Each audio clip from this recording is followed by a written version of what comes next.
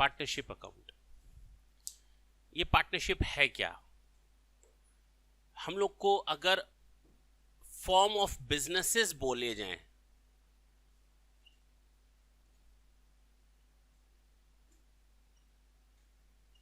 तो हम लोग को ये मालूम है सोल प्रोप्राइटरशिप बिजनेस होता है। सोल प्रोप्राइटरशिप का मतलब होता है एक अकेला इस शहर में रात और दोपहर में एक आशियाना ढूंढता है। गाना नहीं सुना है? नहीं सुना होगा। अच्छा, हम जान रहे हैं। तो आज से हम नया करेंगे चिंता मत करो। नए वाले भी तुम नहीं जानते होगे नए गाने जानते हो सब? नहीं ना? सोल प्रोप्राइटरशिप फॉर्म होता है। सोल प्रोप्राइटर में क्या होता है? एक अकेला वही बिजनेस को संभालता है, वही बिजनेस को देखता है, वही पॉलिसी मेकर होता है, वही इंप्लीमेंट करता है, वही लोगों को रिक्रूट करता है, वही लोगों की छटनी करता है। ठीक है ना? और जितना प्रॉफिट होता है सारा का सारा, और जितना नुकसान होगा वो अच्छा वही लेगा। बात समझ में आई? वो अकेला ही का, इसीलिए सोल का मतलब आत्मा नहीं, सोल का मतलब इकलौता, एक। SOUL नहीं लिखा है, ठीक है ना? SOLE लिखा है। क्लियर? तो ये इकलौता होता है, ये पूरे बिजनेस को संभालता है। इसको हम लोग कहते हैं प्रोप्राइटरशिप बिजनेस। अच्छा, अब एक आदमी कितना काम कर लेगा? अच्छा, जरूरी नहीं कि एक ही आदमी के पास डिफरेंट स्किल्स हो। आज मैं पेन बनाने का काम कर रहा हूं, कल मैं मोबाइल बनाने का काम स्टार्ट कर दूं, तो क्या मुझे वो भी बनाने आता है, मैन्युफैक्चर करने आता है? क्या मैं मोबाइल का प्रोडक्शन करना स्टार्ट कर सकता हूं आसानी से? तो उसके लिए मुझे एक एक्सपर्टीज की जरूरत पड़ेगी। कोई एक ऐसा बंदा, फ्रूटफुल बंदा, फेथफुल बंदा हो जिसको ये नॉलेज हो। तो I will try to do the partnership with that type of person, ताकि मुझे मेरा काम आसानी से हो जाए। क्लियर है? जरूरी नहीं केवल स्किल के लिए हम एक पार्टनर को ढूंढते हैं, कभी कभी इसकी भी कमी हो जाती है, पैसे की। इसकी अभी तक किसकी कमी थी? दिमाग की। अब किसकी कमी है? पैसे की। अब पैसे की कमी आई तो भी हम कहां जाएंगे? किसी पार्टनर को ढूंढेंगे। पैसे के लिए वो हां करेगा, काम हो जाएगा। उसके पास भी पैसा, मेरे पास भी पैसा, लेकिन छोटे बिजनेस करने से अच्छा है दोनों मिलकर के एक बड़ा बिजनेस करें। ये तीसरा हो गया। कंपटीशन हटाने का भी सिस्टम है। तुम भी सीमेंट बेचते हो, हम भी सीमेंट बेचते हैं, चलो मिलकर काम करते हैं, मोनोपोली ले आ देंगे मार्केट में, बढ़े हुए रेट पर बेचेंगे, तुम्हारा भी फायदा हमारा भी फायदा। दिक्कत कितने है? अच्छा, मैं गया अमिताभ बच्चन के पास, मैंने कहा पार्टनरशिप करो, हमारे बिजनेस में तुम्हें आधा हिस्सा दूंगा। फायदेमंद है या नहीं? तुम्हें कैपिटल लगाने की जरूरत नहीं है। हमारे बिजनेस में तुम्हें कितना परसेंट फायदा मिलेगा? 50%। उसके लिए फायदेमंद है या नहीं? नहीं, दौड़ा देगा। कहेगा बेटा जिस दिन तेरे साथ मैंने पार्टनरशिप कर ली उस दिन सारे न्यूज़पेपर में नाम आ जाएगा, और तेरा नाम तो रातों रात अरबपतियों में शामिल हो जाएगा। तेरे साथ लोग बिजनेस करना चाहेंगे। तू मुझे 10 करोड़ दे तो हम एक दिन की पार्टनरशिप कर ले नहीं समझे? देखो ना, किसी के नाम को भी अपने साथ मिलाना भी पार्टनरशिप का एक सौदा हो सकता है। अब बात समझ में आई? तो कहने का मतलब, अगर दिमाग की कमी है तो पार्टनर, मतलब एक्सपर्टीज चाहिए पर्टिकुलर किसी एरिया में, हमको एक सिटी से कई सिटीज में काम करना है, then again I am needed partners in different cities. तो अगर हमारे पास पैसे की कमी है, हमारे पास स्किल की कमी है, हम डिफरेंट एरियाज में जाना चाहते हैं, हम डिफरेंट प्रोडक्ट का मैन्युफैक्चरिंग या प्रोडक्शन करना चाहते हैं और उसके स्किल की जरूरत है, अगर हमको किसी के नाम या फेमस सेलिब्रिटी की जरूरत है जिससे हमारे फर्म का नाम बड़ी तेजी से आगे बढ़े, इस तरह से हम पार्टनरशिप कर सकते हैं। ठीक, अब पार्टनरशिप तो समझ में आया। सर ये कंपनी क्या होती है? ये पार्टनरशिप तो हो गया, अभी हम इसी के बारे में बात करेंगे पूरा। आखिर बंदा पार्टनरशिप छोड़ करके अच्छा कंपनी में क्यों आता है? पार्टनरशिप भी दो तरीके की होती है। एक होती है अनलिमिटेड लायबिलिटी और एक होती है लिमिटेड लायबिलिटी। इसके बारे में थोड़ी देर बाद बात करेंगे। कंपनी क्यों आती है? पार्टनरशिप का भी एक रेस्ट्रिक्शन है। जैसे एक अकेला था सोल प्रोप्राइटर में, उसी तरह पार्टनरशिप में भी मैक्सिमम नंबर ऑफ पार्टनर्स आप कितने रख सकते हैं उसकी भी लिमिट है 100। 50 और 100 में कंफ्यूजन होता है, वो हम दूर करेंगे थोड़ी देर बाद, चिंता मत करना। तो कहने का मतलब 100 मैक्सिमम। तो हम करें तो करें क्या? 50 के ऊपर अगर हमें पार्टनर चाहिए, क्या 50 लोगों के पास इतना पैसा है कि काम हो जाएगा? 50 लोगों के पास 2-2 करोड़ रुपए है, 5-5 करोड़ रुपए है, 10-10 करोड़ रुपए है, 100-100 करोड़ रुपए होगा, 1000-1000 करोड़ रुपए होगा। उससे ज्यादा पैसा चाहिए तो कहां जाएंगे? कहां जाए? कंपनी। कंपनी कंपनी में हम अनलिमिटेड नंबर ऑफ पार्टनर्स जोड़ सकते हैं, वहां कोई लिमिट नहीं है। Partners means share holder. वहां पर पार्टनर्स का मतलब क्या होता है? शेयर होल्डर्स होता है। पार्टनर्स का मतलब क्या होता है? Share holder. कंपनी में अनलिमिटेड नंबर ऑफ पार्टनर्स होते हैं, उसमें कोई लिमिट नहीं होती। पक्का? चलो ये देखेंगे बाद में। वापस आते हैं यहां पे पार्टनरशिप वाले में, कि अगर पार्टनरशिप की बात करें तो पार्टनरशिप के लिए जो नंबर ऑफ पार्टनर्स बताए गए हैं, बोल लेना पार्टनर्स तो हमेशा मिनिमम 2 ही होंगे, एक से तो काम नहीं चलने वाला। हम ही पार्टनर हैं अपने बिजनेस में, 2 तो चाहिए। मैक्सिमम 100 हो सकते हैं। कितने? अच्छा, ये मैक्सिमम नंबर ऑफ पार्टनर्स की लिमिट जो बताई गई है वो किस एक्ट में बताई गई है? किस में बताई गई होगी? Partnership act. ये गलत है, ये कंपनीज एक्ट में बताया गया। किस में बताया गया? उल्टा समझो, कंपनीज एक्ट में बताया गया भैया। इससे ज्यादा पार्टनर रखोगे ना, पॉसिबल नहीं है। इधर आ जाओ, इधर आ जाओ। अब बात समझ में आई?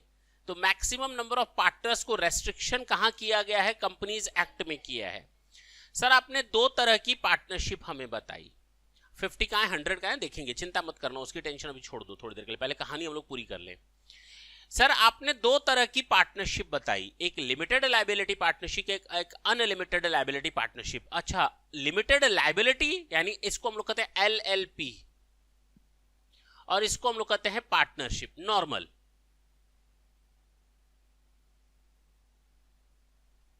पक्का? ये भी पार्टनरशिप, ये भी लिमिटेड लायबिलिटी पार्टनरशिप, यानी इस पार्टनरशिप के आगे लिखना पड़ेगा LLP। ठीक है ना? पता चलेगा, इसी से पता चलेगा। मान लो हम दोनों पार्टनरशिप करने जा रहे हैं और हम लोग के फर्म का नाम है messrs Raj and brothers, LLP।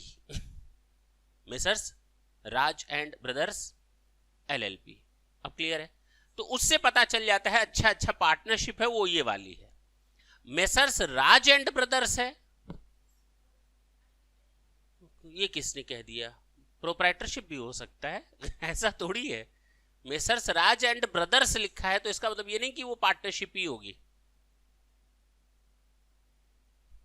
Firm का नाम है, कुछ भी हो सकता है, प्रोप्राइटर भी हो सकता है, पार्टनर भी हो सकता है। क्लियर है?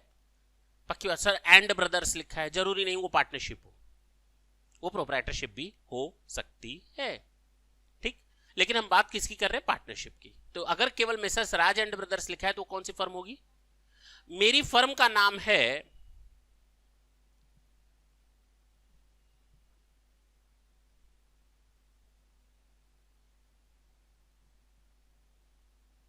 Dilip Badlani and company. तो ये कौन सी स्टेटस में आएगा? प्रोप्राइटर, पार्टनर या कंपनी? किस में आएगा?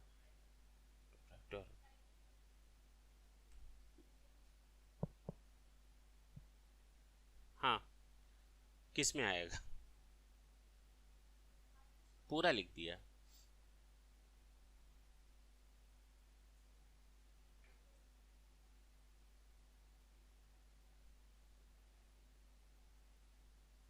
कंपनी हो सकती है या नहीं?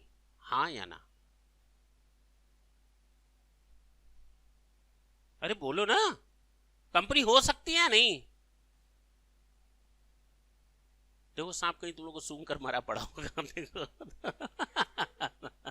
अरे बताओ ना क्या है? कहते हैं ना सांप सूंघ जाना। तो वो देख रहा है कहां मरा पड़ा है। क्या नहीं मरा है? कंपनी नहीं होगी। तुम्हारा नाम अतुल है, क्या नाम है? अतुल ना, क्या नाम है? तो इसका नाम क्या है?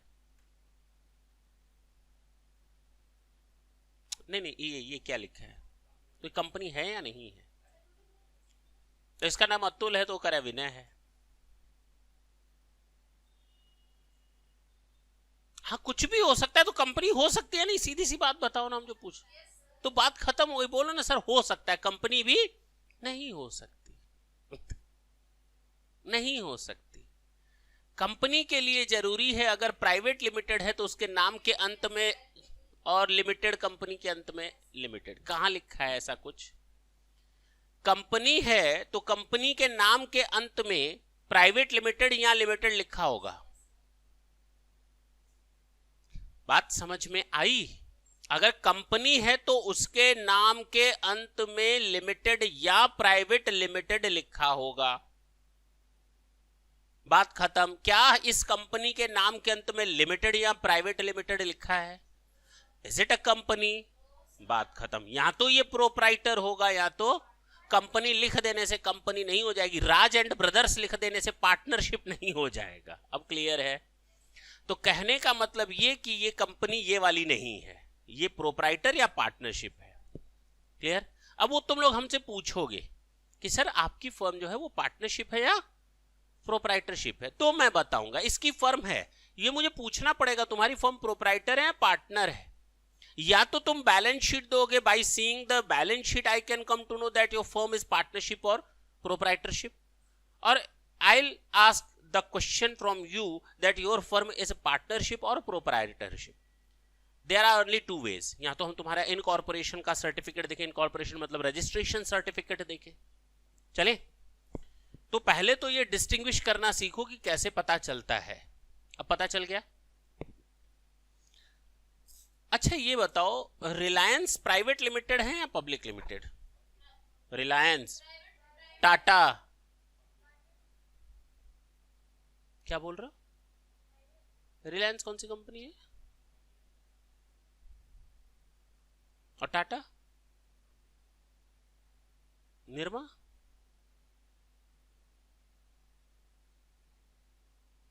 ये सब क्या है?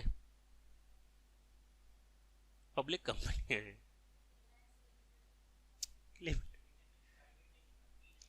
बहुत बढ़िया, अल्ले वाह।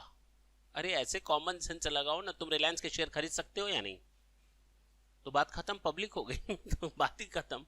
प्राइवेट कंपनी की लिमिटेशंस होती हैं, वो हम लोग देखेंगे, ठीक है ना।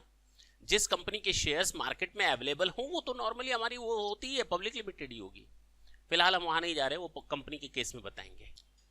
मैंने कहा पार्टनरशिप दो तरह की होती है, एक होती है लिमिटेड, एक होती है अनलिमिटेड। जो नॉर्मल पार्टनरशिप होती है वो पार्टनरशिप एक्ट 1932 से गवर्न होता है, और जो लिमिटेड लायबिलिटी पार्टनरशिप होती है वो पार्टनरशिप एक्ट 2000 एलएलपी एक्ट 2008 से गवर्न होता है। एलएलपी एक्ट 2008 से गवर्न होगा। दो अलग अलग हैं।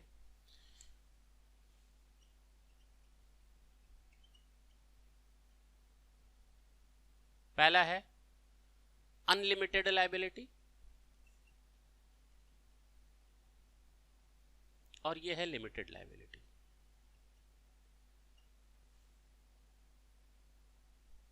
ये है पार्टनरशिप एक्ट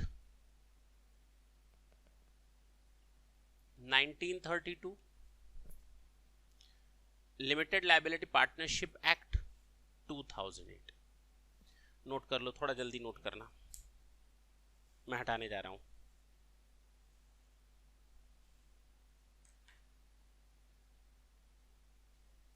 हटाने? अच्छा, दोनों में फर्क क्या है? लिमिटेड लायबिलिटी का अनलिमिटेड लायबिलिटी का मतलब होता है this form was in tradition for so many past years, for so many past decades. ये कई सालों से ये चला रहा था, कई दशकों से चला आ रहा था। कौन सा वाला? अनलिमिटेड वाला। अगर हम दोनों पार्टनर बन गए ना, क्या होता था? अगर हम दोनों, खुश हो गए, अगर हम दोनों पार्टनर बन गए तो अनलिमिटेड लायबिलिटी होगी। जो फर्म लोन लेती है ना, यहां से भी लोन लो, यहां से भी लोन लो, मान लो लोन पे करने में फेल्योर कर गए और हम फुट लिए, हम क्या हो गए, चले गए, पुलिस इसको धरेगी और इसकी पर्सनल एसेट्स और लायबिलिटीज को भी यूज किया जा सकता है डेट्स को पे ऑफ करने में। क्या इसको, इसकी सारी पर्सनल एसेट्स भी चली जाएंगी। अब करोगे पार्टनरशिप? हाँ, करने वाले करते ही हैं। एक मान लो 5 पार्टनर्स हैं, किसी एक पार्टनर की गलती, किसी एक पार्टनर की एक्टिविटी वो सारे पार्टनर्स को बाउंड कर देती है। किसी एक पार्टनर ने कोई गलती की तो उसका हर्जाना पूरे पार्टनरशिप फर्म को भुगतना पड़ेगा, बशर्ते वो पार्टनरशिप फर्म के लिए काम किया हो, उसकी पर्सनल काम की बात नहीं कर रहा। Is it clear? बात समझ में आई? क्लियर है? इससे दिक्कत क्या होती थी? एक तो नंबर ऑफ पार्टनर्स 20 रहते थे, 20 के ऊपर पार्टनर्स जा नहीं पाते थे। इसमें कितने मैक्सिमम पार्टनर्स होते थे? 20। कितने? 20। पहली प्रॉब्लम ये आती थी उस समय। और अनलिमिटेड लायबिलिटी होती थी। अब उसको ठीक किया गया, कहा गया भैया सुन लो, कहानी समझो पहले। हमारा जो पर्पस है तुम लोग को थोड़ा आराम से समझाने का पर्पस ये है कि एक बैकग्राउंड तैयार हो जाए। 20 पार्टनर को बढ़ा करके 100 तक किया गया। कहां तक? 100 तक किया गया। 50 भी है, किस केस में है बता देंगे, टेंशन आया। 100 तक किया गया। पार्टनर्स कहां तक लाए गए? 100। एक प्रॉब्लम खत्म हुई। लेकिन ये अनलिमिटेड लायबिलिटी के कारण, सुन लो, जो लोग पार्टनरशिप फर्म को रजिस्ट्रेशन करवाते थे ना, वो अपने लोकल ऑफिस में जाते थे, चिटफंड ऑफिस में, और वहां से रजिस्ट्रेशन करवा लेते थे डिस्ट्रिक्ट वाइज। ठीक, चिटफंड ऑफिस होता है, वहां जाइए, अपना पार्टनरशिप फर्म का रजिस्ट्रेशन करवा दीजिए, बात खत्म। That was a procedure. Partnership deed बनती थी, उस पार्टनरशिप डीड को नोटराइज करवाना पड़ता है, फिर उसको चिटफंड ऑफिस में रजिस्ट्रेशन करवाना पड़ता है। ये एक प्रोसीजर था और अनलिमिटेड लायबिलिटी थी। लोग अवॉइड करते थे कि भैया अनलिमिटेड लायबिलिटी है, कौन भरोसा करे सामने वाले पर, चलो एक काम करते हैं, कंपनी बना लेते हैं। क्या बना लेते हैं? कंपनी। तो वो दौड़ते थे कहां जाने के लिए? कंपनी। कंपनी का नेशन वाइड काम होता है, इंडिया लेवल पर काम होता है, उसकी आरओसी होती है, रजिस्ट्रार ऑफ कंपनीज होता है, जहां पर उसका रजिस्ट्रेशन होता है। कंपनी का रजिस्ट्रेशन कहां होता है? Registrar of companies. जैसे तुम लोग को सीए इंस्टीट्यूट में या सीएस या सीएम में रजिस्ट्रेशन कराना हो तो उसकी एक ही ऑफिस है जहां से रजिस्ट्रेशन होगा। उसी तरह कंपनी का भी रजिस्ट्रेशन एक ही जगह से होता है, आरओसी से, यूपी का कानपुर में। तो वहां पे लोग करवाते थे रजिस्ट्रेशन। अब तो सब ऑनलाइन होने लगा, तो अब झंझट ही खत्म हो गया, ठीक है ना। तो अब रजिस्ट्रेशन वहीं से होने लगा, तो लोग वहीं जाते थे, रजिस्ट्रेशन करवा कर आते थे, बड़े खुश होते थे। उसमें एक फायदा होता था कंपनी में, लिमिटेड लायबिलिटी का, कि अगर कंपनी में कोई गलती होती है, कंपनी दिवालिया होती है, तो कंपनी की एसेट्स और कंपनी की लायबिलिटीज को ही यूज किया जा सकता है। किसी भी शेयर होल्डर या डायरेक्टर की पर्सनल एसेट्स और लायबिलिटीज को उसको मिक्स नहीं किया जाता।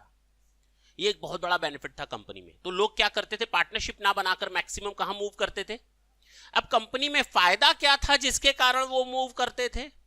क्योंकि लिमिटेड लायबिलिटी थी, किसी भी शेयर होल्डर यानी पार्टनर की पर्सनल एसेट्स और लायबिलिटीज को, पर्सनल एसेट्स को यूज नहीं किया जा सकता था। लायबिलिटीज को 2 मिनट के लिए मारो गोली। किसी भी शेयर होल्डर की पर्सनल एसेट्स को यूज नहीं किया जा सकता। तो ठीक है, हम लोग एक काम करते हैं, हम 5 लोग मिल करके एक कंपनी बना लेते हैं, हम ही लोग शेयर होल्डर हो जाएंगे, हम ही लोग डायरेक्टर हो जाएंगे। तो अगर कभी कोई गलती करेगा तो कंपनी की ही एसेट्स को यूज किया जा सकता है, उसकी लायबिलिटी को डिस्चार्ज करने के लिए किसी के घर नहीं जाया जा सकता। Is it clear now? ये एक सिस्टम था जिसके कारण कंपनी में रजिस्ट्रेशन बढ़ जाते थे। और कंपनी में कंप्लायंसेस सिस्टम बहुत ज्यादा है।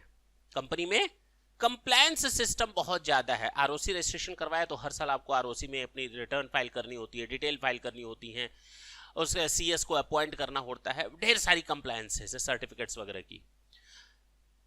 उसके कारण लोग क्या करते थे? कंपनी में रजिस्ट्रेशन तो करवा लेते थे बढ़िया बढ़िया तरीके से, दौड़ दौड़ करके, लेकिन उसको कंप्लाई नहीं कर पाते थे, जिसके कारण उनके ऊपर हैवी पेनाल्टी लग जाती थी।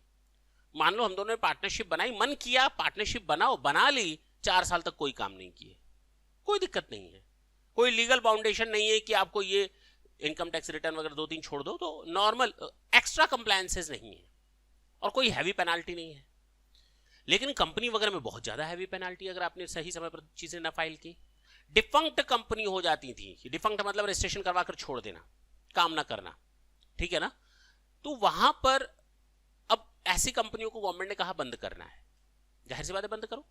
तो गवर्नमेंट ने कहा इसको क्यों ना हम लोग डीमोटिवेट करें कि लोग कंपनी में आए ही ना।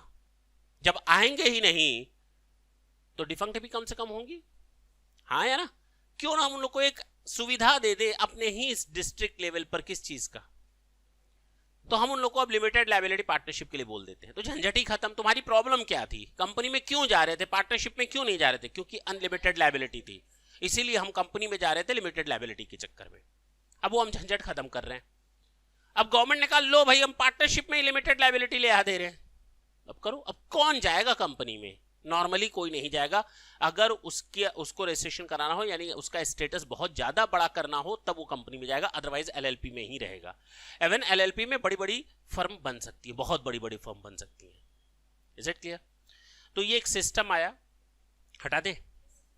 अगर हम अकाउंटिंग की बात करें, किसकी बात करें, किसकी बात करें, तो चाहे तुम पार्टनरशिप की बात करो, पार्टनरशिप एक्ट 1932 की, चाहे एलएलपी एक्ट 2008 की, दोनों में अकाउंटिंग सेम है, कहीं कोई फर्क नहीं है। डिफरेंसेस जानने जरूरी थे। बोलो। अच्छा, जब किसी के साथ पार्टनरशिप होती है, पार्टनरशिप का मतलब तो यह हुआ ना सर कि जब दो या दो से अधिक पर्सन मिल करके कोई एक इकोनॉमिक एक्टिविटी करते हैं जिससे कि होने वाले प्रॉफिट्स को वो आपस में शेयर कर सके, और सारे पार्टनर या उसमें से कोई एक पार्टनर एक्टिवली एंगेज्ड होगा पार्टनरशिप फर्म का काम करने के लिए। That's it. यही तो हुआ पार्टनरशिप का मतलब, इन टोटालिटी यही तो हुआ। एक कैरेक्टरिस्टिक ये हुई कि दो या दो से अधिक लोग मिलकर के ही पार्टनरशिप बनाते। सर आप नहीं भी बताते तो हम लोग को इतना दिमाग तो है ही, इतना दिमाग है कि दो या दो से अधिक पार्टनर कोई इकोनॉमिक एक्टिविटी करते हैं। इकोनॉमिक एक्टिविटी यानी ये वाली, the main motto to earn the profit, that's it. The main motto is to earn the profit. Doesn't necessary at all that the firm, partnership firm will be in profit. Might be the firm is in loss actually. तो partnership में profit भी हो सकता है, loss भी हो सकता है। प्रॉफिट है तो बांटने का, लेकिन जब हम स्टार्ट करते हैं the main motto is to earn loss. अच्छा प्रॉफिट ना, लॉस में हो सकता है चला जाए, लेकिन हाँ मेन मोटो क्या होता है, प्रॉफिट अर्न करना और उस प्रॉफिट को आपस में डिस्ट्रीब्यूट करना। पार्टनरशिप फर्म को कोई एक पार्टनर चलाएगा या सारे मिलकर के चलाएंगे, देख लेना, कोई दिक्कत नहीं है, सारे लोग बाउंडेड होंगे एक दूसरे से। अच्छा, पार्टनरशिप फर्म में क्या एक माइनर पार्टनर हो सकता है? हो सकता है। माइनर पार्टनर हो सकता है केवल प्रॉफिट्स के लिए, माइनर पार्टनर हो सकता है केवल प्रॉफिट्स के लिए, लॉसेस के लिए नहीं। और माइनर को हम किसी चीज के लिए रेस्पॉन्सिबल भी नहीं ठहरा सकते, ये भी याद रखना। अच्छा, दो तरह के पार्टनर होते हैं, एक होता है एक्टिव पार्टनर, एक होता है non active and sleeping partners. तो ये एक्टिव और नॉन एक्टिव, ये दोनों पार्टनर्स का क्या मतलब है? एक्टिव पार्टनर्स वो जो बिल्कुल दौड़ते हैं, मैं कहता हूँ अरे यार देख मैंने पैसा लगा दिया ना, अब धंधा तू करते, तुझे काम आता है तू कर, हम तो भैया अपना घर पे बैठेंगे, मुझे पैसा लगाना था। हमारी यही बात हुई थी कि मैं पैसा लगाऊंगा, तू धंधा करेगा, बिजनेस करेगा, जो प्रॉफिट आएगा दोनों लोग बांट लेंगे, बात खत्म।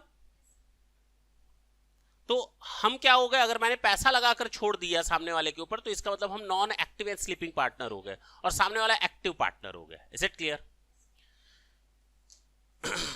अच्छा, ढंग से सुनना मेरी बात, बहुत अच्छा समझ में आएगा, यहां पर चीजों को क्लैरिटी मिलेगी आगे क्वेश्चन सॉल्व करने में। इतनी देर क्यों सोच रहा हूं, लग रहा होगा ना। मैंने इसको बोला डू यू बनना पार्टनर ओ पार्टनर, तो इसने कहा हाँ पार्टनर बनना है। पार्टनर अरे हंसने वाली क्या बात है, गाना था। तो इसने कहा हाँ पार्टनर बनना है, वो भी सर आपके साथ। बहुत खुशकिस्मत हूं मैं, बन जाते हैं। अब मेरी बदकिस्मती है, तुम्हारी खुशकिस्मती, बात एक ही है। कई लोग आते हैं, 2 घंटा बैठते हैं और उसके बाद कहते हैं आपसे मिलकर बड़ी खुशी हुई। बोलते हैं ना, एक बार हमसे भी तो पूछ लो तुम्हें तो खुशी हुई तो एक बार हमसे भी पूछ लेते आपको हमसे मिलकर खुशी हुई कि नहीं। तो तब से हम 1 घंटे में से सोच रहे थे चुट्टा कब उठेगा और जाएगा यहाँ से अरे बता रहे कोई मिलने आता है उसकी बात कर रहे हैं तो मुंह पे हंसी लानी पड़ती है। हाँ हाँ बहुत अच्छा लगा आपसे मिलकर। चले, तो मैंने इससे पूछा डू यू बनना पार्टनर, वो पार्टनर, तो इसने कहा बिल्कुल बनेंगे पार्टनर। तो बड़ा खुश हुआ। मैंने कहा देख आगे से तू क्या ला सकता है कैपिटल की तरह कंट्रीब्यूट करके। तो कहता है सर आपके बिजनेस की बैलेंस शीट कितनी है। मैंने कहा 5 करोड़। कितनी है? तो एक काम करना, ये मेरी फर्म में कंपनी में एसेट्स है, मेरी पार्टनरशिप फर्म, मेरी प्रोप्राइटरशिप फर्म में ये एसेट्स हैं 5 करोड़ की। एक काम करो कितने के पार्टनर बनना चाहते हो? 50-50 के। उसने कहा हाँ मैं कितना ले लूं इससे? कितना कितना लूं? 50-50 के पार्टनर बनने तो कितना ले लूं? कॉमन सेंस भाई, कॉमन सेंस। कितना ले लूं? तुम लोग को ये सांप क्यों सूंघ जाता है? हम छोटी, कितनी छोटी सी चीज पूछ रहे हैं। सोचो, बच्चों वाले, बच्चे तो हो ही, बच्चों वाली चीज पूछ रहे हैं।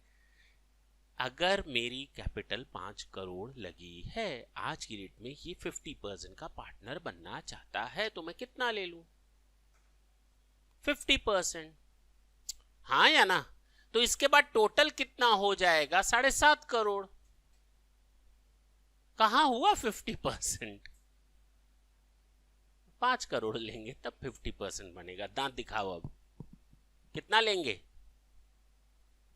ये ऑलरेडी 50% लगा हुआ है, ये और आएगा 50% के लिए, तो कितना मांगेंगे? तो पहली तो ये प्रॉब्लम थी वो दूर हो गई। अब बात समझ में आई। मैंने कहा 5 करोड़ चाहिए तुझसे, तभी हम 50% का पार्टनर बनाएंगे। इसने कहा जमीन है मेरे पास, हम खूब मालिकाना हक रखे हैं जमीन पर, ले लीजिए। मैंने कहा जमीन कितने की है? इसने कहा 10 करोड़ की। मैंने कहा कितने में खरीदी थी तुमने? ये तो तू मार्केट वैल्यू बता रहा है रे, कितने में खरीदी थी? इसने कहा 2 करोड़ में। तो मैंने कहा दे दो इस जमीन को। यहां पर कितने में खरीदी थी? आज के रेट में मार्केट वैल्यू कितनी है? और हम लोग एसेट्स को रिकॉर्ड किस वैल्यू पर करते हैं? कॉस्ट। यही तो सिखाया आज तक कि हिस्टोरिकल कॉस्ट कंसेप्ट कहता है all the assets must be shown in the financial statement at their original cost, at their acquisition cost. Now he is contributing land as a capital contribution. Now at the time of the acquisition the cost of the land was rupees 2 crore, but now the fair market value is rupees 10 crores. What should I do? मैंने इसको ले लिया जमीन को, कितने में show करे? 5 करोड़, 2 करोड़, 10 करोड़। मैंने कहा ना तेरी ना मेरी, we are going to record it at rupees 5 crore. ये शो कर दो कि ये जमीन तुम 5 करोड़ में दे रहे हो फर्म को, तुम्हारी कैपिटल के बराबर। कोई दिक्कत है क्या? कोई दिक्कत है? तुम्हारी कैपिटल है 5 करोड़, क्या दिक्कत होनी चाहिए? हाँ या ना? काहे को?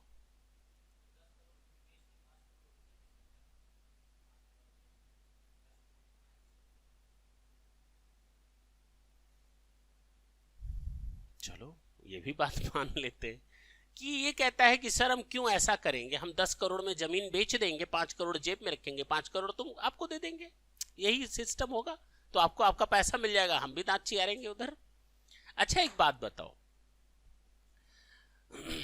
ढंग से सुनना। मैंने इससे 5 करोड़ रुपए की जमीन ले ली, कितने की? ठीक है, अब तो बन जाएगा पार्टनर, अब तो कोई दिक्कत नहीं है, बराबर बराबर हो गया ना। इसे कहते हैं कैपिटल कंट्रीब्यूशन। क्या कहते हैं? अगर तुम लोग को ऐसी कोई फर्म दिखे या तुम लोग के मम्मी पापा या कोई चलाता हो ऐसा बिजनेस, तो हमें जरूर बताना। उनको पार्टनर की अगर जरूरत है बिजनेस में तो हम हैं। ऑलरेडी रनिंग बिजनेस है भाई, क्या है, ऑलरेडी रनिंग सिचुएशन में बिजनेस है। और कोई कहता है देखो भाई 5 करोड़ मेरे फर्म की एसेट्स है, तो भी 5 करोड़ ला, बराबर बराबर के पार्टनर बन जाते हैं। ऐसा कहीं मौका मिलता है, गोल्डन चांस मिले तो कभी छोड़ना मत। इसका मतलब वो कम पढ़ा लिखा है, तुम लोग तो पढ़े लिखे हो, क्या दिक्कत है। मैंने जब ये बिजनेस स्टार्ट किया था तो दुनिया ने मुझे पागल समझा था, कुछ नहीं कर पाएगा, है कि नहीं। रातों की नींद खोई थी, छोटे छोटे काम किए थे, है कि नहीं, खूब मेहनत की थी। और जब एफर्ट्स कर लिया, आज 5 साल 7 साल 8 साल बीत गए, now the firm is in a profitable situation, firm हमारी एक प्रॉफिटेबल सिचुएशन में है। कोई भी आएगा पार्टनर बन जाएगा बराबर का पैसा लगाकर। अरे तू भी आता, शुरू में साथ देता, तब तुझे पता चलता कितनी मेहनत लगती है। जो मैंने 10 साल लगाए, अगर तू साथ देता तो शायद ये 6 साल में पूरा हो सकता था। ये जो मैंने 4 साल एक्स्ट्रा लगा दिए ना, उसका तो मुझे पैसा भी चाहिए। ऐसे एंट्री नहीं देंगे। ऐसे तो कोई भी प्रॉफिट कमा रही है फर्म, हमें भी बना लो पार्टनर, आधा देना पड़ेगा, अब भी ले लो, तुरंत ले लो। इससे अच्छी बात क्या हो सकती है। अगर तुम लोग को भी ऐसा मौका मिले तो छोड़ना मत, सीधी सी बात मैं बता रहा हूं। तो कहने का मतलब ये हुआ कि बनी बनाई फर्म जो प्रॉफिटेबल सिचुएशन में, उसमें चले जाना, कोई बहुत अगर कैपिटल दे करके ही जाना है तो बहुत अच्छा मौका है। लेकिन सामने वाला क्या करना, ऐसे नहीं आने देंगे। क्या समझ रखा है बेवकूफ।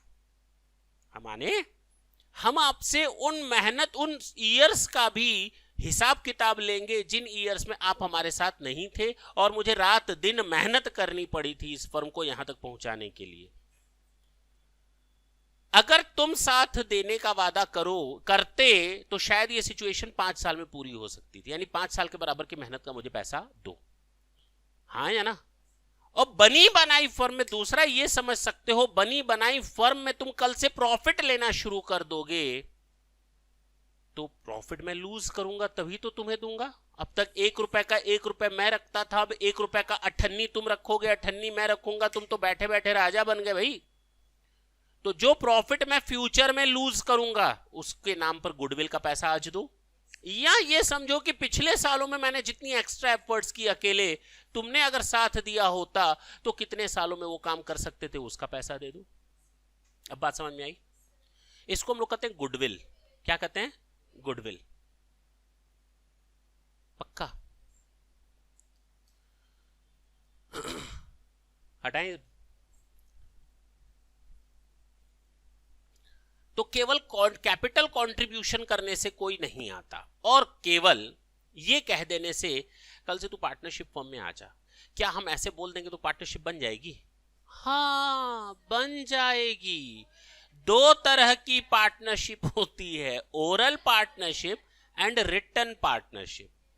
ओरल पार्टनरशिप, मुंह से बोला ये पार्टनर बन गया, that is more than enough, it is of no use to have the deed. But if we just want to write each and every condition which is defined or which has been finalized between us, then that particular instrument or the document is known as partnership deed. उसको हम लोग partnership deed कहते हैं, ठीक है।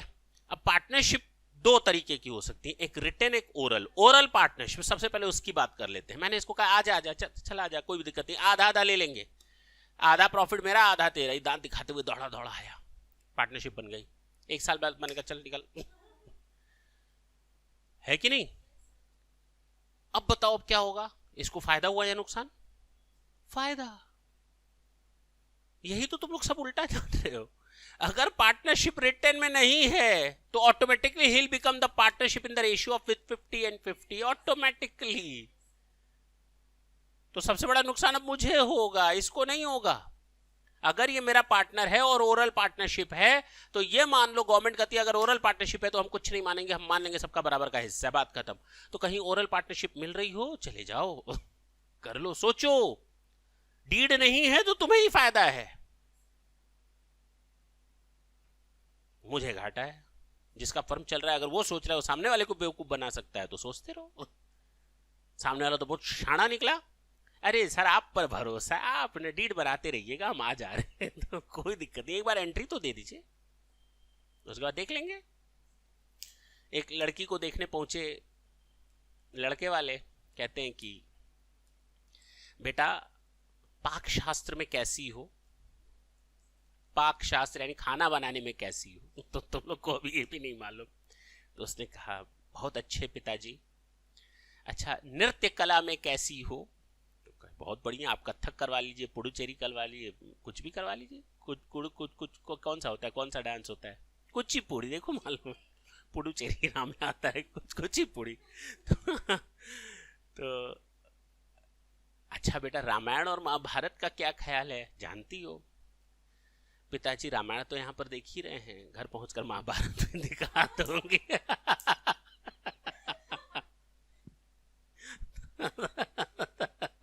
ठीक है ना, तुम क्यों इतने खुश हो? चलो आ जाओ, वापस आओ।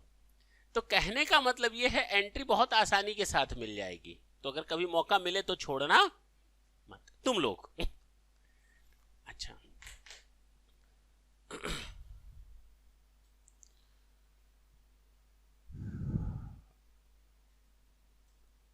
पार्टनरशिप फर्म अगर ओरल में बनती है तो सबसे पहली चीज सारे पार्टनर्स का प्रॉफिट शेयरिंग रेशियो इक्वल हो जाएगा। अगर 4 पार्टनर है तो 25 25 25, 2 पार्टनर है तो 50 50 हो जाएगा, दैट्स इट।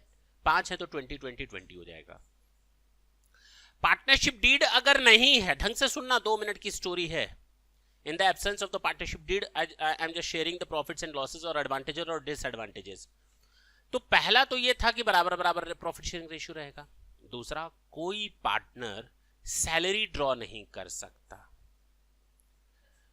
कोई पार्टनर सैलरी ड्रॉ नहीं कर सकता, कोई पार्टनर इंटरेस्ट ऑन कैपिटल नहीं ले सकता, कोई पार्टनर लोन अगर देता है फर्म को तो 6% पर एनम से अधिक का इंटरेस्ट नहीं ले सकता, और अगर फर्म का डिसोल्यूशन होता है तो सब में बराबर बराबर का हिस्सा होगा। ये वो डिसएडवांटेजेस थे जो तुम लोग जानते हो। लेकिन पार्टनरशिप फर्म ना होने पर जो सबसे बड़े डिसएडवांटेजेस हैं, अब जरा उसकी बात कर लो। एक पार्टनर दूसरे पार्टनर को कहता है तूने मेरे साथ धोखा किया, तूने मेरे साथ बेईमानी की, मैं तुझे कोर्ट में खींच कर ले जाऊंगा, ले जा, दिखते कौन कोर्ट तेरा एक्सेप्ट करता है। सोचो, एक पार्टनर दूसरे पार्टनर पर केस नहीं कर सकता, पार्टनरशिप फर्म पार्टनर्स के ऊपर केस नहीं कर सकती फ्रॉड वगैरह करने पर। काहे नहीं रिटर्न में लिया था रे? यही तो सवाल होगा। जब इतना ही डर था फ्रॉड का तो रिटर्न में कर लिए होते, क्यों? इससे भी बड़ा डिसएडवांटेजेस ये है कि बाहरी लोग फर्म के ऊपर केस कर सकते हैं। अगर फर्म ने बाहरी किसी बंदे के साथ, अपने डेटर्स क्रेडिटर्स के साथ कोई चीट किया तो उनका हक नहीं मारा जाएगा, उनको कहा जाएगा बेटा तू केस कर सकता है फर्म के ऊपर। लेकिन अगर किसी ने मेरे साथ धोखा किया, बाहरी आदमी ने, तो हम केस नहीं कर सकते, सूट फाइल नहीं कर सकते। देखो कितने बड़े डिसएडवांटेजेस हैं ओरल पार्टनरशिप के। समझ में आई बात? तो रिकमेंडेशन ये की जाती है कि पार्टनरशिप हमेशा किस में हो? रिटर्न में हो। रिटर्न में होने से काम नहीं बनेगा, उसकी नोटराइज्ड करवाओ, नोटरी करवाओ, नोटराइज्ड होनी चाहिए डीड की, और साथ ही साथ रजिस्ट्रेशन करवाओ, तब तो प्रॉपर डॉक्यूमेंट होगा, प्रॉपर। अब अगर पार्टनरशिप डीड बनती है तो हम क्या क्या उसमें कंडीशंस डाल सकते हैं?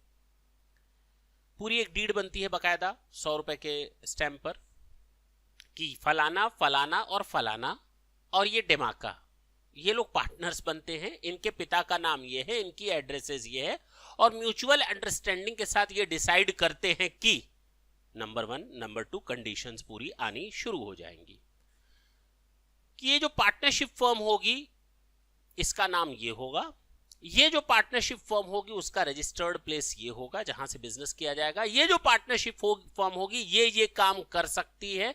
ये जो पार्टनरशिप फर्म होगी इसके पार्टनर्स का प्रॉफिट शेयरिंग रेशियो 10, 20, 25, 30 ऐसे हो सकता है, कुछ भी रखो। ये जो पार्टनरशिप फर्म होगी उसमें पार्टनर्स को सैलरी ड्रॉ करने का पावर होगा। ये जो पार्टनरशिप फर्म है वहां पार्टनर्स के ऊपर इंटरेस्ट ऑन कैपिटल दिया जाएगा। सैलरी ड्रॉ कर सकते हैं, इंटरेस्ट ऑन कैपिटल दिया जा सकता है और ड्रॉइंग निकाल सकते हैं, इंटरेस्ट ऑन ड्रॉइंग भी चार्ज किया जा सकता है। अगर कोई पार्टनर फर्म को लोन देता है तो उसको इतने परसेंटेज के हिसाब से इंटरेस्ट ऑन लोन भी दिया जाएगा। अगर पार्टनरशिप फर्म की कोई एसेट्स को निकालता है पर्सनल यूज के लिए तो उसका ट्रीटमेंट इस तरह से किया जाएगा। और अगर पार्टनरशिप फर्म डिसॉल्व होती है तो इस एसेट्स को ऐसे ऐसे निपटाया जाएगा, लायबिलिटीज को ऐसे ऐसे पे ऑफ किया जाएगा। अगर कोई नया पार्टनर एडमिशन लेता है तो सारे पार्टनर्स की कंसेंट चाहिए या मेजॉरिटी ऑफ द पार्टनर्स की कंसेंट चाहिए, वो लिखा रहता है। अगर कोई नया पार्टनर आता है तो उसके गुडविल और कैपिटल का कैलकुलेशन किस मेथड से किया जाएगा वो भी उसमें मेंशन होता है। और अगर कोई पार्टनर रिटायर होता है तो उसको दिया जाने वाला अमाउंट कैपिटल का और गुडविल का कैसे कैलकुलेट होगा वो दिया जाएगा। अगर कोई पार्टनर इंसॉल्वेंट होता है या डेथ होती है तो उसका निपटारा कैसे किया जाएगा, सारी की सारी चीजें उसमें दी रहती हैं। अब समझ में आई बात? कौन पार्टनर एक्टिव रहेगा, कौन नॉन एक्टिव रहेगा, ये सारी चीजें उसमें शो रहती हैं। तो अब समझ में आया फायदा। तो better to have a partnership deed, clear, ताकि सारी कंडीशंस उसमें मेंशन रहे।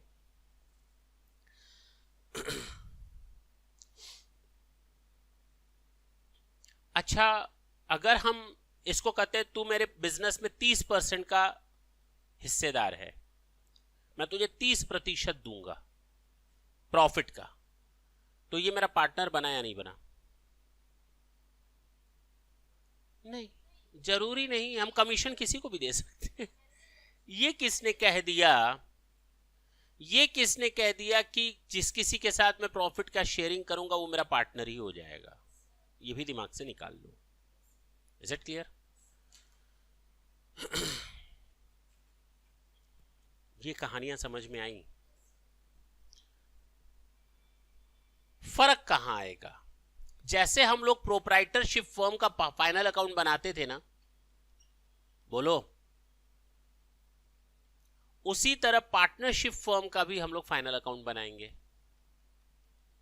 क्योंकि हमने शुरू में ही फर्स्ट लेक्चर में बताया था अल्टीमेट पर्पस हमारा अकाउंटिंग का होता है फाइनल अकाउंट बनाना।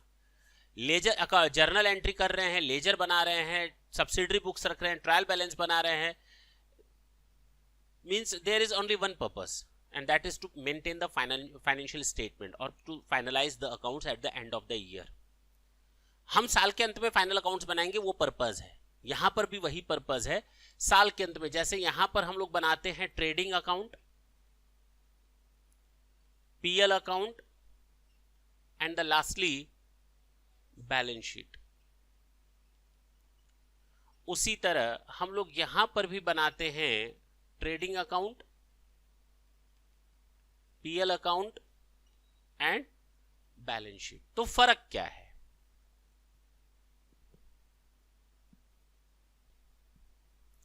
जब ये बैलेंस शीट बनती है एक प्रोप्राइटर की और ये बैलेंस शीट बनती है पार्टनर्स की, तो हम लोग यहां लिखते हैं कैपिटल अकाउंट। क्या लिखते हैं? यहां लिखते हैं opening balance plus net profit plus new capital introduced minus drawing, कुछ ऐसे ही लिखते हैं ना हम लोग। और यहां पर लिखते हैं ये कैपिटल क्लोजिंग बैलेंस है प्रोप्राइटर की।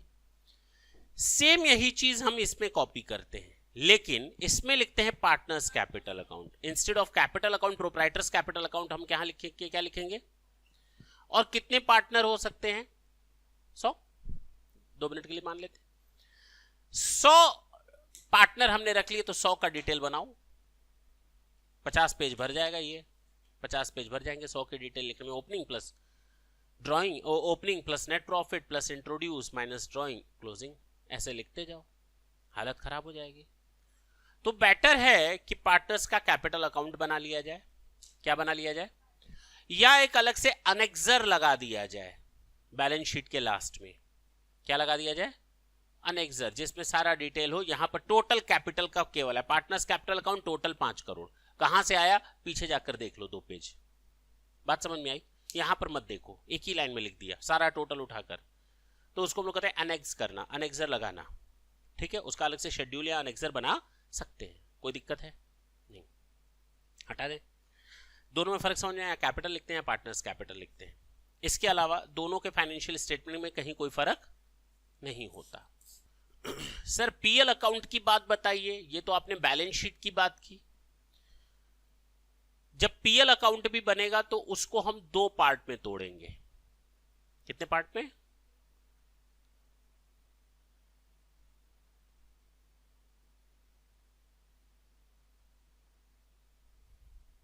गूंगा खाना कैसे मांगेगा? गूंगा खाना कैसे मांगेगा? अरे बताओ बताओ, तुम लोग किसी चीज को प्रैक्टिकल करने में इतना झिझकते क्यों हो? गूंगा खाना कैसे मांगेगा? हैं? ऐसे बोलेगा ना। और बहरा कैची कैसे मांगेगा? गूंगा थोड़ी है, वो बोल सकता है। Common sense. यही प्रॉब्लम है सोच की। हमने कहा गूंगा खाना कैसे मांगेगा, बहरा कैची कैसे मांगेगा? कैची। सोचना क्या है, क्यों वो इशारा क्यों करेगा भाई? तुम लोग तो लगे इशारा करने उसको भी। बहुत बड़ा प्रॉब्लम है। देखो इधर पीएल अकाउंट अलग अलग कैसे बनता है। 2 तरह के ऐसे ऐसे कर रहे थे ना, तो याद आ गया हमको, तो वही इसने भी ऐसे ऐसे कर दिया। हाँ बोलो। बहरा, सॉरी। पीएल अकाउंट 2 तरीके से बनते हैं। पहला बनता है PL account plain. PL account के नीचे एक और अकाउंट बनता है जिसको आज तुम लोग सुनोगे, जिसको हम लोग कहते हैं पीएल एप्रोप्रिएशन अकाउंट। ये 2 पार्ट में बनता है। इसे हम कहते हैं पीएल अकाउंट और इसे कहते हैं पीएल एप्रोप्रिएशन अकाउंट।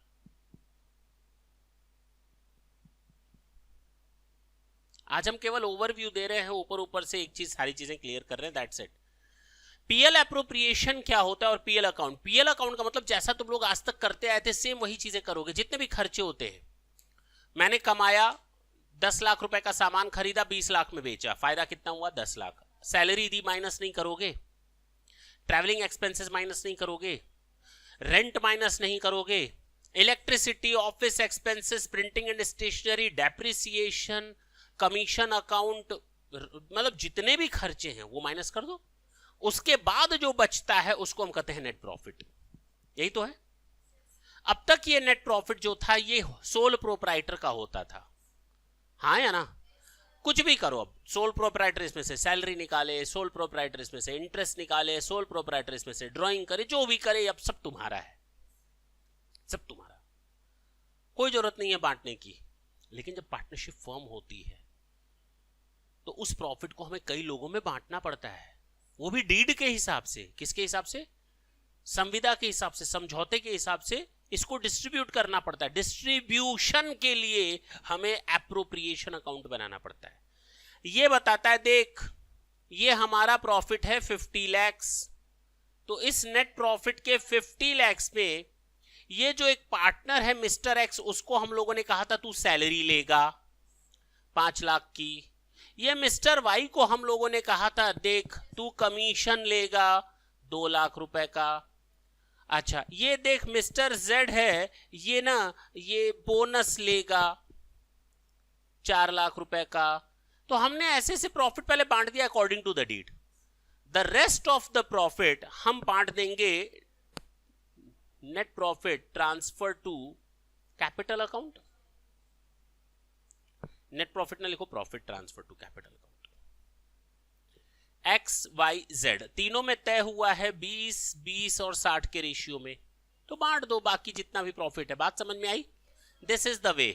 और ये पार्टनर्स को बढ़ता है। देखो ना, टोटल चीजें जो भी पार्टनर्स को बांटी जाएंगी, each and every thing must be recorded or transferred through PL appropriation account so that a reader can understand that what is the amount which has been distributed or appropriated amongst partners। ये इससे आसानी से पता चल सकता है। Partners की बात यहां मत करना। अगर हम अपने किसी मैनेजर को बोनस देते हैं, क्या देते हैं? बोनस, तो यहां आ जाएगा। अगर हम किसी स्टाफ को सैलरी देते हैं तो वो ऊपर जाएगा। अगर हम किसी पर्सन को कमीशन देते हैं वो ऊपर जाएगा। इंटरेस्ट देते हैं वो ऊपर जाएगा। कुछ भी पार्टनर्स के अलावा किसी को देते हैं वो सब यहां जाएगा। ठीक है? और जो पार्टनर्स को डिस्ट्रीब्यूट करेंगे वो सारा का सारा पीएल एप्रोप्रिएशन में जाएगा। Is it clear? दोनों में फर्क समझ में आया? अच्छा, एक चीज और ढंग से सुनना। यहां जितने भी खर्चे लिखे जाते हैं, जितने भी खर्चे लिखे जाते हैं, उनको हम कहते हैं चार्ज अगेंस्ट प्रॉफिट। क्या बोला जाता है? Charge against. और यहां जितने भी लिखे जाते हैं उसको कहा जाता है appropriation of profit. Appropriation of, दोनों में फर्क है। ये कहता है कि ये जो एडवर्टीजमेंट का खर्चा है, ये जो इंटरेस्ट का खर्चा है, ये जो कमीशन का खर्चा है, जो salary, office expenses, rent, electricity, telephone expenses, depreciation, whatever the expenditure you are incurring, all those expenditures are charged against profit. It means it is not possible at all to have a profit, correct profit amount without deduction of these expenditures. यानी अगर हमें एक correct profit के amount तक पहुंचना है तो ये सारे खर्चे तो माइनस करने के बाद ही पहुंच पाओगे, उसके पहले पॉसिबल नहीं है। अब क्लियर है? जबकि ये वो है प्रॉफिट का डिस्ट्रीब्यूशन होता है। If the firm is in profit then the partners are entitled to get their remuneration और द बोनस और the commission. But if the partnership firm is in loss तो भैया काहे का प्रॉफिट बांटोगे? अब लॉस बांटो। अब बात समझ में आई? अब काहे का बोनस और कमीशन? अब काहे का बोनस और कमीशन? अरे यही चीज अगर हम अपने स्टाफ को कहते थे मेरा धंधा चौपट चल रहा है, एक काम करो सैलरी मत लो 2 महीने का, अगले दिन गायब।